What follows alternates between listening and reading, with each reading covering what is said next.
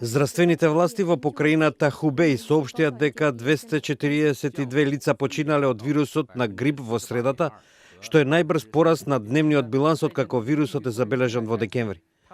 До сега вкупниот број на смртни случаи во покрајината достигна 1310. Претходниот најголем дневен пораст беше 103 на 10 февруари. Само за еден ден беа пријавени над 14.800 случаи на заразени.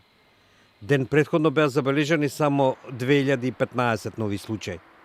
До ова доаѓа откако во провинцијата започна да се користи скенирање со компјутерска томографија во барањето знаци на вирусот.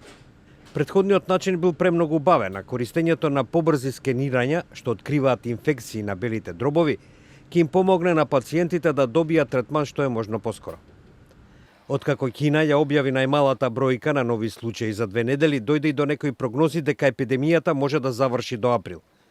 Но Светската здравствена организација во средата предупреди дека е премногу рано да се каже дали коронавирусот, сега со името COVID-19, може би достигнал врв или кога би можело да заврши.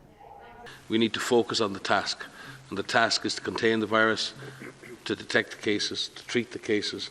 If we keep doing those things, yes, we may see a drop in the number of cases, but I think it's way too early to try and predict the beginning, the middle or the end of this epidemic.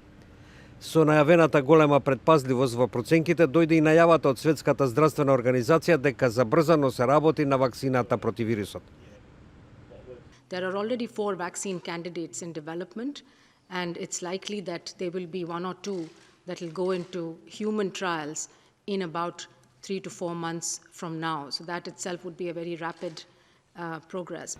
Светската здравствена организација ја пофали Камбоџа што се согласи да му дозволи влез на американскиот патнички брод, што е одбиен од повеќе азиски пристаништа поради стравувањата од коронавирусот.